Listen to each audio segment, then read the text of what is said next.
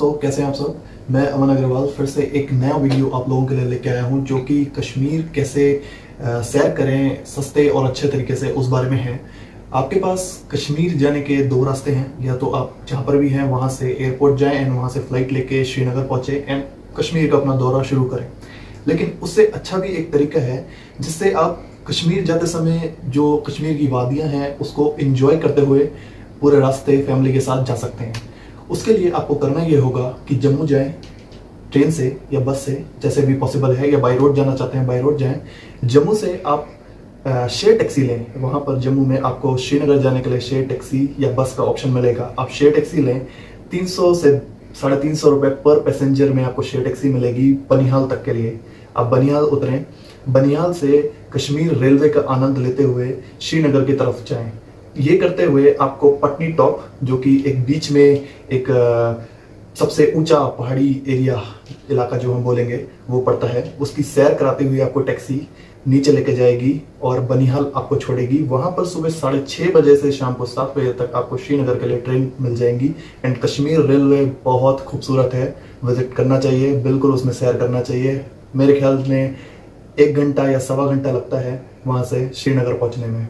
और कोई इन्फॉर्मेशन आपको चाहिए रिगार्डिंग ट्रेन टाइमिंग्स तो erail.in आप विजिट कर सकते हैं। वहां पर बनिहाल टू श्रीनगर डालिए और आपको जो भी ट्रेन की टाइमिंग्स हैं या फेयर है उसका पता चल जाएगा। आपको ये चीज़ बता दूं कि ये जो फेयर है कश्मीर रेलवे का, ये बहुत ही मामूली सा फेयर होता है। मेरे ख्याल में जितना हमारा दिल्ली मेट्रो या किसी मेट्रो का फेयर होता है एक लोकेशन से दूसरी लोकेशन जाने का, या हमारी EMUs या DMUs जो चलती हैं लोकल रेलवेज, उसका जो इतना किराया होता है उतना ही किराया है। एंड ये ट्रेन हमारी शताब्दी गाड़ियों के मुकाबले है, इतनी प्यारी बनाई हुई है। अच्छा, तो अब मैं आप लोग को बताता हूँ वो 5 जगह जहां आप लोग को डेफिनेटली जाना चाहिए जब आप कश्मीर के दौरे पे निकलेंगे।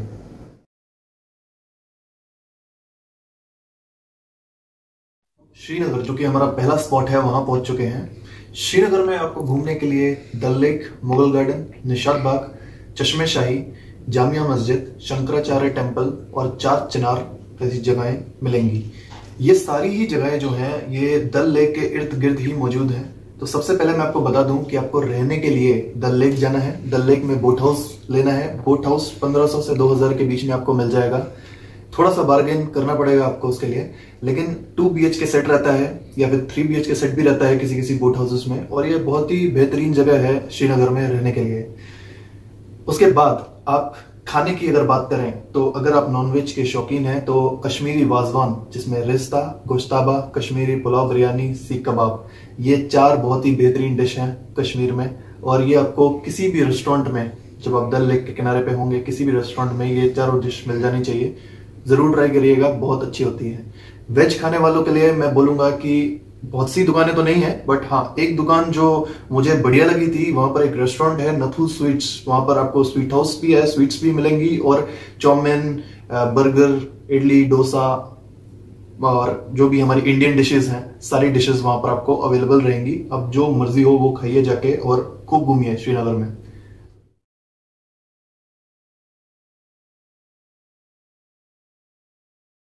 दोस्तों, हमारा दूसरा स्पॉट जो कि गुलमर्ग है उसके तरफ हम बढ़े उससे पहले मैं एक जरूरी जानकारी आपको दे देता हूँ।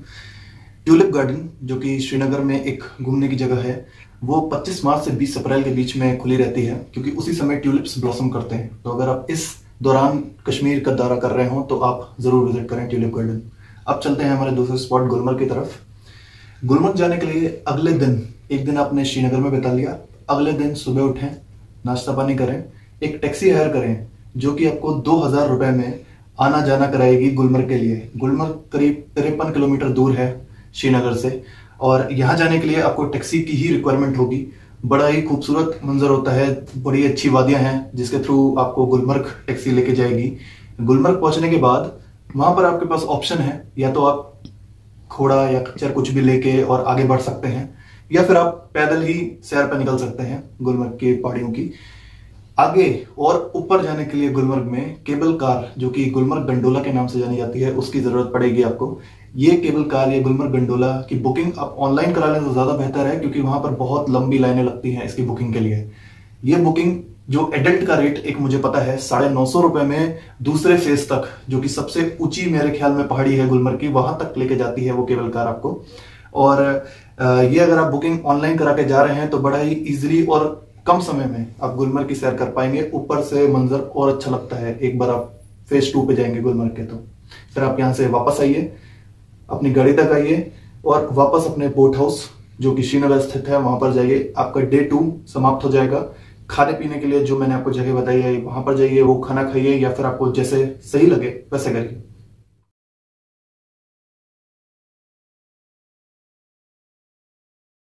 स्पॉट नंबर 3 सोनमर्ग की बात करते हैं। अब सोनमर्ग जाने के लिए फिर से आपको रिक्वेस्ट करूंगा, सुबह उठिए, नाश्ता पानी करिए, फिर सैर पे निकलिए। लेकिन नाश्ता पानी थोड़ा हल्का करिएगा, जैसे कि गुलमर्ग का रास्ता है घुमाव फिराव वाला, वैसे ही सोनमर्ग का उससे भी थोड़ा ज्यादा घुमाव फिराव वाला रास्ता है।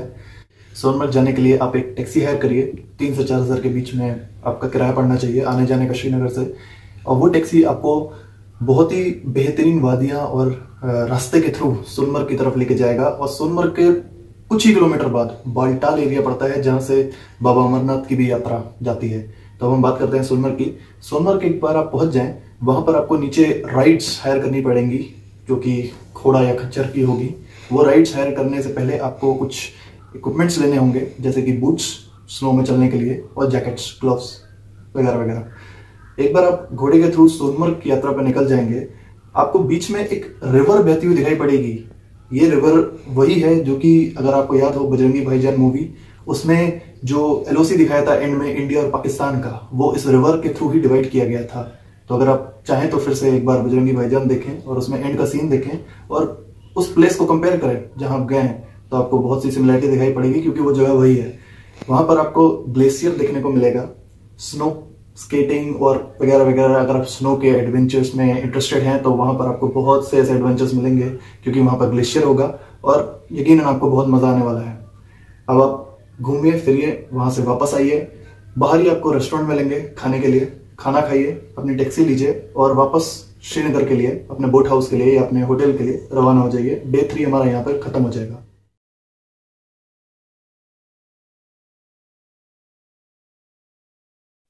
इस दिन आप श्रीनगर में लोकल मार्केट जो भी हो विजिट करिए, वहां पे अगर आपको कोई खरीदारी करनी है वो करिए और एक टैक्सी हायर करके सेब और कश्मीरी केसर के बागानों की यात्रा पे निकल जाइए। ये बागान आपको श्रीनगर के आसपास मिल जाएंगे। कोई भी टैक्सी हायर करिए, वो आपको इन बागानों के थ्रू पहलगाम, जो कि हमारा 5वां स्पॉट है, उसकी तरफ लेके जाएगा। इसमें आपका पूरा दिन लग जाएगा, क्योंकि आपको शॉपिंग भी करनी होगी, साथ में आपको इन बागानों की सैर और इन बागानों से खरीदारी भी करनी होगी। मैं ये चाहूंगा कि अगर आप फ्लाइट से नहीं आए हैं, यानी आप श्रीनगर पे फ्लाइट से नहीं आए हैं, तो आप सारा अपना सामान अपनी बोट हाउस या फिर होटल से पैक करिए, क्योंकि पहलगाम में आपको पूरा एक दिन लगना है। और पहलगाम से आपको अनंतनाग होते हुए कश्मीर रेल मिल जाएगी जो बनिहाल ले जाएगी, एंड वहां से आप वापस बहुत आराम से निकल सकते हैं। तो डिसाइड करिए आपको कैसे करना है और इन बागानों की सैर करिए, शॉपिंग करिए और पहलगाम तक निकल जाइए। एक चीज मैं आपको बता दूं, कश्मीर में गोल्डन एप्पल आता है, वो बहुत ही अच्छा होता है, बहुत टेस्टी होता है। और क्योंकि आप कश्मीर में रह के ही उसको खरीदेंगे, बागान से अगर आपको मिल रहा है तो बहुत ही वाजिब दामों में मिल जाएगा।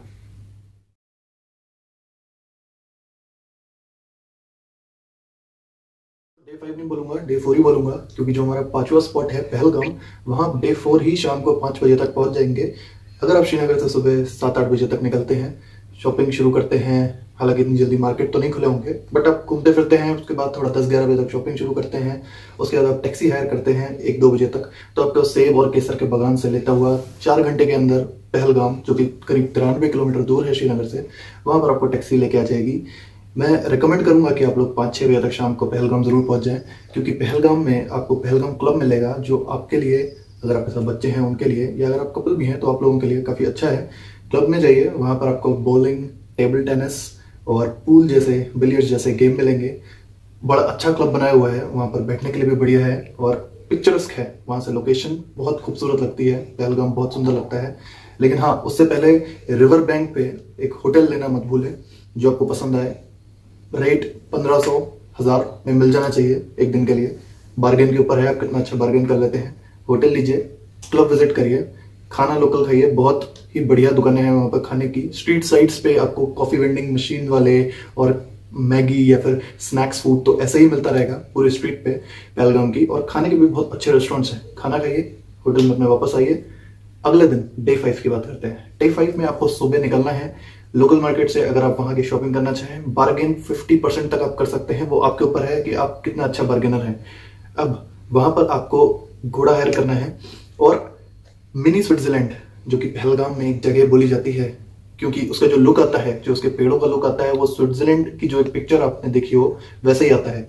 मिनी स्विट्जरलैंड के लिए आप निकलिए। वहां पर आपको बहुत ही खूबसूरत वादियां देखने को मिलेंगी, बहुत ही पिक्चर्स लोकेशन है। आराम से 5 घंटा 4 घंटा वहां पर स्पेंड करिए। खाने पीने की दुकानें भी हैं वहां पे। साथ में आपको वहां पे फोटो खिंचाने की बहुत प्यारी प्यारी लोकेशन मिलेंगी। घूमिए फिरिए 4-5 घंटा, वहां से वापस आइए और अपने होटल में खाना पीना खा के वापस चले जाइए। अगले दिन डे 6 में आपको बोलूंगा कि आप डिपार्चर करिए, अनंतनाग जाइए, टैक्सी हायर करिए, अनंतनाग जाइए। अनंतनाग में आपको फिर से कश्मीर रेलवे मिलेगी अगर आप रेलवे के थ्रू जाना चाहते हैं। अगर आप डायरेक्ट टैक्सी करना चाहते हैं तो अनंतनाग से आपको जम्मू के लिए डायरेक्ट टैक्सी भी मिल सकती है। या फिर अगर आप फ्लाइट से आए हैं श्रीनगर तो आप अनंतनाग से वापस टैक्सी करके या पहलगाम से वापस टैक्सी करके अनंतनाग होते हुए और वापस श्रीनगर के लिए निकल सकते हैं। हम कश्मीर, जो कि दुनिया में एक स्वर्ग की तरह माना जाता है, उसकी हम सस्ती और अच्छी यात्रा कर सकते हैं। एक चीज जरूर याद रखिएगा, www.erail.in पे समय चेक करना ना भूलें अगर आप कश्मीर रेलवे से ट्रेवल कर रहे हैं। और gulmarggandhola.com पे जाना और वहां से गंडोला की टिकट्स बुक करना ना भूलें अगर आप गुलमर्ग विजिट करके और गंडोला की यात्रा करना चाहते हैं। अंत में मैं यही कहूंगा कि अगर आपके कोई भी सवाल क्वेरीज हैं इस वीडियो को लेके या फिर कश्मीर को लेके, तो आप नीचे कमेंट बॉक्स में जरूर डालें। और अगर आपको हमारा ये वीडियो पसंद आया हो तो लाइक और सब्सक्राइब जरूर करें। Thank you.